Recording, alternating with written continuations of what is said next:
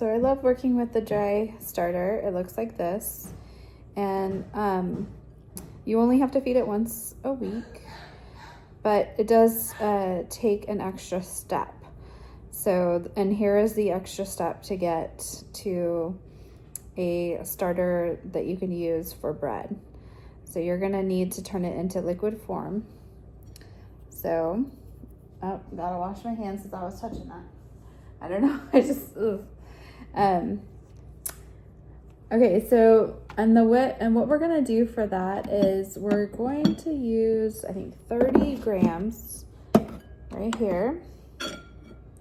So 30 looks kind of like, I think it's gonna kind of look like this. Let's see if I'm right.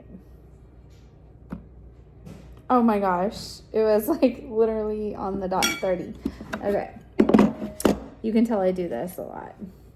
And then 130 grams of warm water. So back to the scale, clear it out.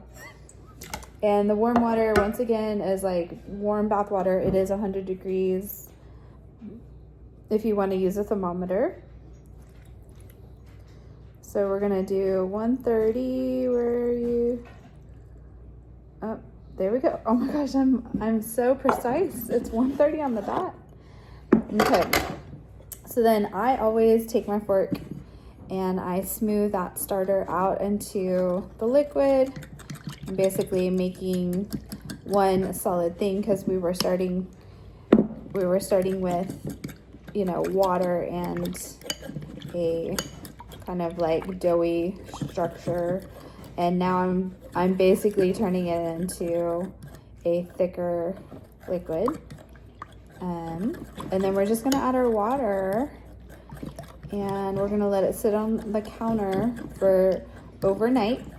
And then in the morning, I bake my bread. So if I'm doing a true sourdough, it might take me 2 days to actually let that rise. Not this part, but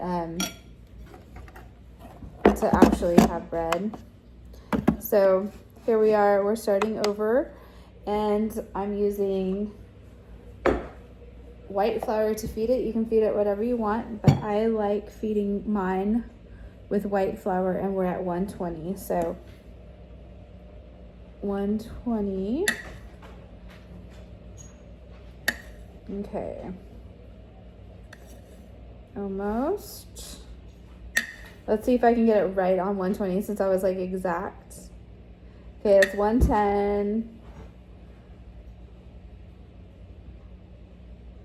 Oh my gosh, 117. 22. Oh, missed it. Okay, 122.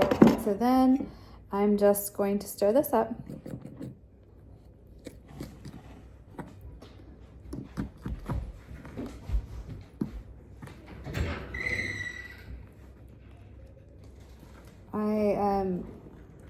So this is a little bit more work, and if you were ready to make, you know, some bread that day, you do have to wait, you know, an overnight for this thing to get started again. Basically using a dry starter is like a dormant starter, and that you have to wake up. So here we go. It's looking a lot like this. Okay. Looks like that. And what I like to do is I have these nifty Tupperware, and I use a spatula.